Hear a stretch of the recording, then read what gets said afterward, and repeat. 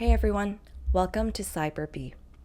This is where I share my journey into cybersecurity, documenting the lessons I'm learning in real time and breaking down my thought process along the way. So today I thought we would dive into Let's Defend. I will give you a walkthrough through the platform. I did complete 4 courses already on the SOC Analyst learning path. I'll probably go back and do a quick summary on the first 3 before starting a new video on the 4th one and so on and so forth. So what is Let's Defend? It is a platform where blue teams, so defensive cyber people, get to learn new skills and practice what they learned in a safe environment. So it's a lot of simulations, there's some lessons, some readings, some videos for you to watch. And this is my home page right now. It tells me which path I selected and how far along I am. So the SOC Analyst learning path, there's actually, I did click that open. There's like 25 different courses, and within each course, there's actually, that's funny, it doesn't tell me the number. There's actually different lessons. So that's home. Learning is where all the paths, courses, lessons, challenges, and quizzes are. What I found to be really neat is there's all these different paths that you can pick from. So there's D for digital forensics, which I am interested in. So eventually I'll probably do this one.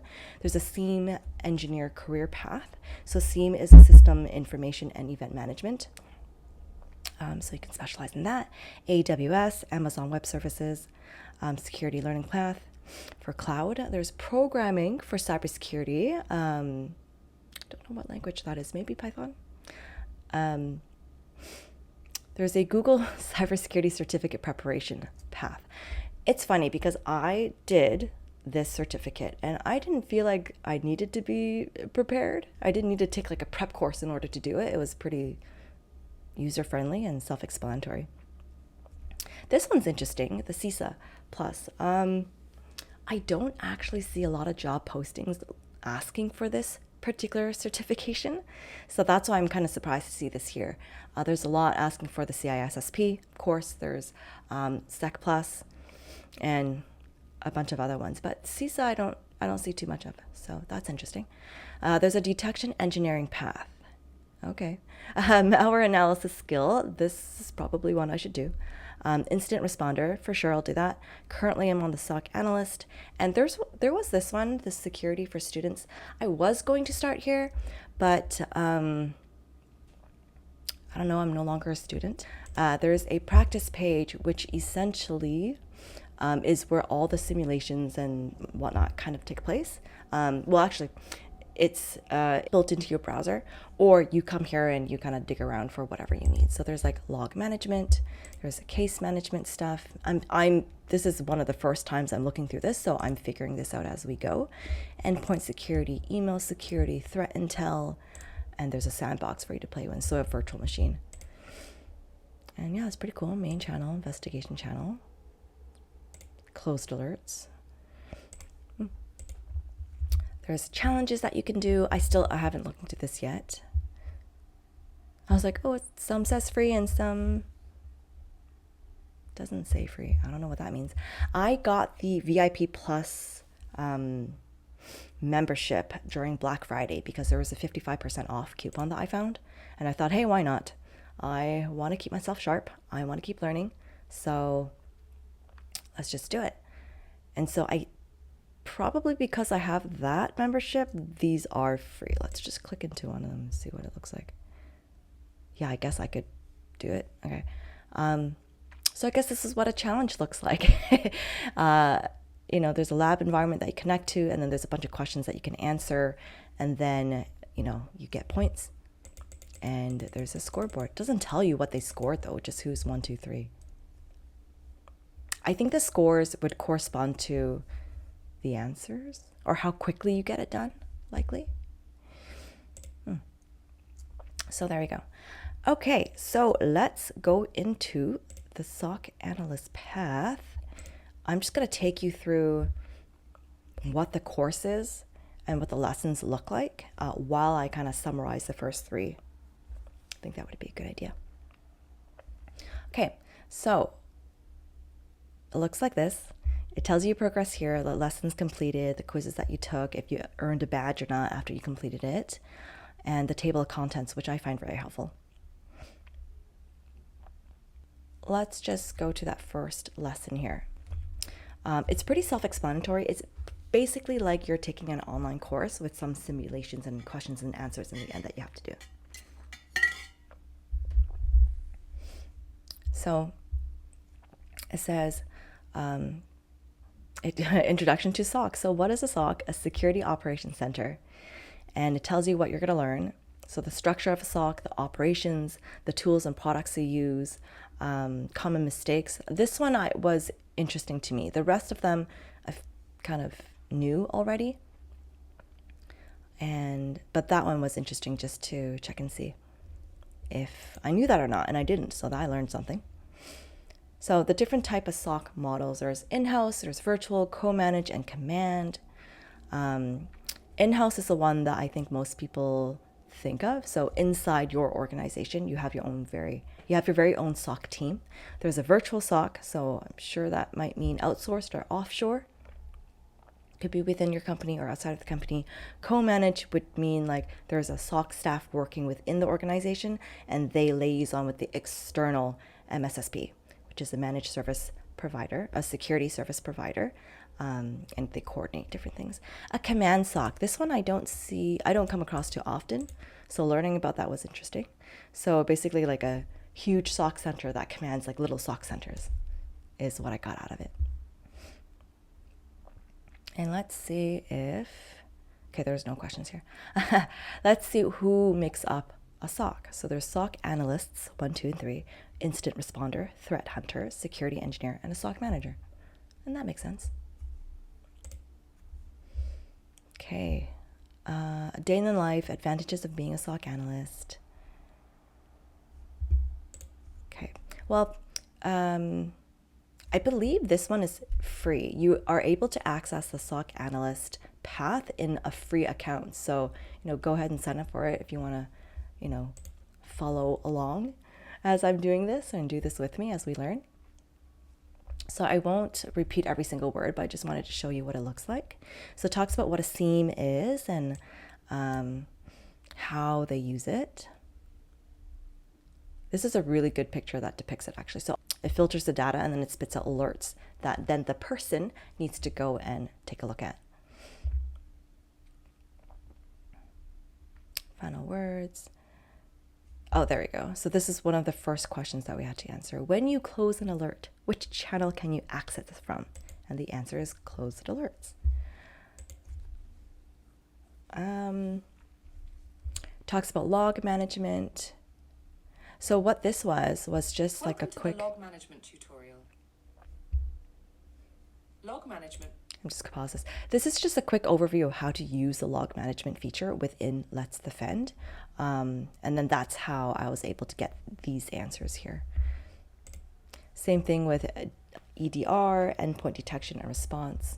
So what is EDR? Essentially, it's the points at the end of the system. So your devices, right? Your laptop, it could be your tablet, it could be your mobile that's connected. And this EDR system would then detect what is connected to your system and if there's any things that you might need to look at while it's monitoring it in real time. Okay. Is there answers? Yes, it was. So for example, I'll ask you, what is the host name of the device where the nmap file with a hash value of blank is executed? And I would then go into this practice area and go to their endpoint security, look some stuff up, and that's how I found this information to be the answer. Okay, SOAR, security orchestration, automation, and response. A little bit more powerful than a SIEM, that's what I learned. And for example, Splunk, IBM, these two I actually haven't heard of before. LogSign and Demisto. But apparently they're used in industry, so maybe I'll check that out one day. So a lot of things are automated, so that's kind of the whole idea behind a SOAR. And a centralized platform for all this different data to flow into, so that for the person at the end, you're just looking at one screen and determining what you should be looking into, right? And again, this is super beginner because it's just the first lesson. I'm probably spending a little bit too much time on it and not showing you guys like the meat and potatoes of what Let's Defend can actually do. So threat intelligence feed, I'm almost done.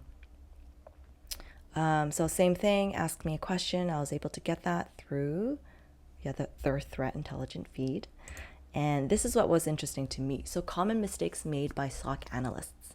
So first is the over-reliance on VirusTotal results. I definitely use VirusTotal, and I'm probably guilty of that. I want to tie this to like the last one, overlooking VirusTotal dates. So what it means by that is, and I didn't know this, is whenever you go look up something on VirusTotal, it'll probably show you a cache result.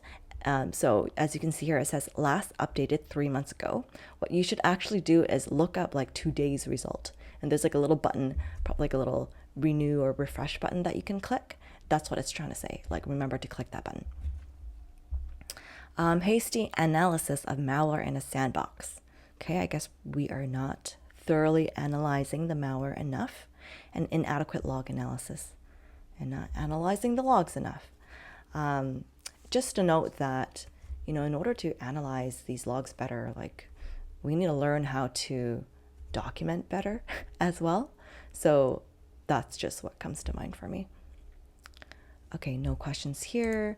And then there's a quiz at the end. As you can see, there was 13 questions. I did get one wrong. What did I get wrong? I got which Let's Defend page is the same. It's actually the monitoring page. The rest of the questions that wasn't asking about Let's Defend, I got correct. So they're actual general concepts within cybersecurity. So I would say, okay, I understood this course. So I should be able to proceed to the next one, which is cyber kill chain. This is where it kind of gets a little bit more interesting and into the, general concepts and frameworks that we use in industry, right? So as you can see, I completed all the lessons, I did the quiz, I got my badge. I'm on a 7-day streak right now, and they reward you if you keep going at it. So table of contents introduces you to the cyber kill chain, tells you about the steps. It goes through each of the 7 steps here, and then there's a quiz in the end. So pretty much that's been the pattern for the first 3. And then the 4th course, that's been getting a bit more hands-on, which I'm starting to enjoy. So let's quickly go through this too. So it tells me about what is Lockheed Martin. Lockheed Martin, which was founded in 1995, it is a security and aerospace corporation based in the US. They were the ones that came up with the cyber kill chain framework back in 2011. It's a 7-step model which models the attack of attackers, cyber attackers. That's like a really brief synopsis of it. And they talk about these 7 steps in the kill chain. So first, starting off with reconnaissance, which is just a fancy word for intel, gathering intel. So that could be doing some OSINT, open source intelligence. You're Googling maybe the attacker is Googling the company. They're looking at their social media. They're going onto LinkedIn to see who works there, and then perhaps doing some research on those people and their friends and family. They then weaponize. They create the weapon that they want to use to infiltrate. They then deliver this weapon through some method. As you can see here, there's an email icon, so that's one of the top ways through email that they get in. There's exploitation. I can never really explain this one that well, but and then the user installs the weapon that's created as malware on their desktop or something. The attacker is able to then command and control whatever endpoint that's been infected. They likely will do this in a very stealthy way so that nobody notices, and probably plant like a rat in there so they continue to have remote access control whenever they need to.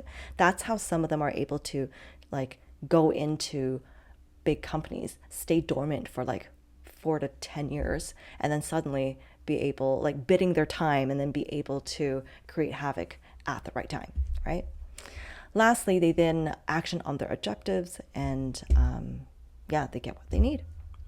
So, okay, easy question. How many steps does the cyber kill chain model consist of? 7. Okay, and then they go into each one in detail, and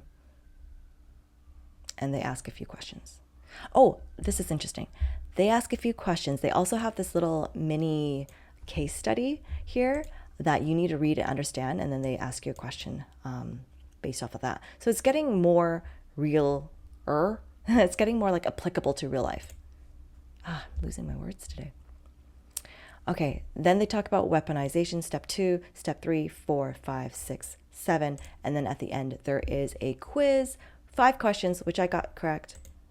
And now let's move on to the last course in this video. I've been talking for like almost 20 minutes now, so it's time to end it. So MITRE ATT&CK Framework. Here's the table of contents, quick intro to MITRE, talks about the matrices, and then the different things that it has inside it, and then the quiz. So I actually really enjoyed, or am really appreciative, that's probably the right word to use, this particular course, because every time we went through it in my diploma program for cybersecurity, and also when I was self-studying for CompTIA Sec Plus, it was so overwhelming for me because it's a huge knowledge database. And when you go on it, it's actually quite overwhelming, confusing where you should go and what you should be looking at. So I'm really happy that they were able to break this down for me. I'm still not too familiar with it, but I have a better understanding of it now. So let's go in here. This is, okay, not much. It talks about MITRE. It's a long-standing organization. I believe it's a nonprofit that's been formed in 1958 based in the US, and its sole purpose is to advance national security, right? And in 2013 it came up with the MITRE ATT&CK Framework, and ATT&CK in this case stands for adversarial tactics, techniques, and common knowledge. And it is a knowledge database, right, like what I was saying before. What else is interesting to know here? See, look, I ask you a few questions to see if you're paying attention. And here's the meat and the potatoes of it. So it talks about the matrix. What I didn't know, and I think this added to my earlier confusion or overwhelming feeling of the MITRE ATT&CK, is there's 3 different matrices. I didn't know that. So there's one for enterprise, so businesses, another one for mobile because everyone's using their phones and tablets nowadays, and a third one for ICS, industrial control systems. So, which is an area of interest for me. ICS and like SCADA and things like that, they use OT, operational technology, instead of IT, information technology. And essentially, if you think of big manufacturing plants, electricity grids, like nuclear power plants, like those type of companies, that's what they use. And so it's very niche, I think, in my opinion. I think it's a very niche side of cybersecurity, and maybe one day I'd love to go in there. I just don't know how to move in that direction. It doesn't seem like there's a very clear path to go in. So if anybody knows, please drop a comment below and tell me. So then it goes, okay, so this is a great example of why I get so confused, because it looks like this. Do you see? It is just this behemoth of a thing. And each, what do you call this, entry, you can click and there's more information that pops down. So it's giant, and it's ever changing. It's always being expanded on because, cyber criminals don't sleep, and neither can we. So we have to keep learning and keep staying updated on the latest tactics and stuff that they use to try to breach, right? And just kind of goes in and explains more. Like even the mobile section, which is a lot smaller than the enterprise, still has a lot. Like look at this. Talks about like initial access, the different techniques that criminals, attackers, cyber attackers use to initially access your system. Drive-by compromise, lock screen bypass, replication through removable media, supply chain compromise, and within supply chain compromise, there's 3 subcategories that you can look at. So it's a lot. And it links it out for you, which is great. Yeah, this is a whole different beast. It's probably not as different as I think it is. It's just I don't know too much about it. And it's like a scary area for me. Okay, asked me a few questions. Got that. Then it talks about tactics. So that was like the top row that I was reading out earlier. Types of tactics. So when you click into this, so there, initial access. When you click into that, looks like this. It has every single one of these listed on this kind of wiki looking page. And it has like ID names and stuff like that. So for people to stay organized. So for enterprise, there's 14 tactics. For mobile, there's also 14. And for ICS, there's 12, which is quite a lot. Cool. Some questions I had to answer. Next, talks about techniques and sub-techniques, which is all this stuff, which is huge, huge, huge, huge. Techniques, sub-techniques, yep. Talks about procedure too. Procedure consists of usage examples of techniques and sub-techniques.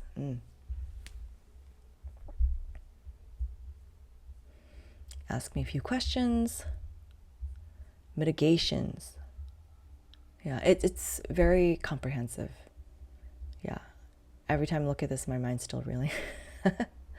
I do think as I get to use this on a daily basis or on a regular basis, I won't feel that way anymore. But I have yet to do that. I should probably start on my own.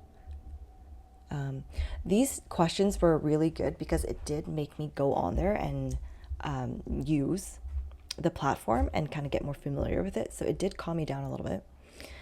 These groups are really interesting. So APT groups, Advanced Persistent Threat, not the Rosé's Apata song, okay? They're basically hacker groups that involve many different people and groups, and they carry out cyber attacks in a very targeted and systematic way, sometimes with government support. And yeah, like the nicknames that they are given is really funny. Like some of them are really funny, I find. Like, for example, I think China is like panda or something. Is that racist? I'm not sure.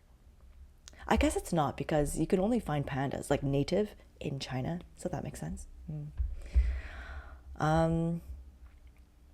Yeah, so it basically links the group name and a quick description of what they are, or maybe where they're located, to the techniques that they're known to use, and the software program that they use. So to be able to track all these different groups around the world, these APT groups, to that level, I think is really interesting. It's really cool. Yeah, software used by APT groups. Yep. Sorry. What is this? Oh, okay. I'm like, I didn't take this survey. I didn't need to. Yeah, asked me a few questions that I then went on to figure out on the platform. Took the quiz, got one wrong. Which of the following enterprise techniques belongs to a different tactic? Exploit public-facing application is the correct answer. Okay, cool. And that's it for this video. So I hope that wasn't too boring. I know I was just like walking you through everything and I wasn't really doing anything with you in a follow along way. That will be for the next video when I actually start a course or a lesson from scratch. So thanks so much for watching. I hope you enjoyed this. Check out my next video for more hands-on cybersecurity. And let me know your thoughts or any questions in the comments below. I'd love to hear from you. And lastly, stay curious and I'll see you in the next video.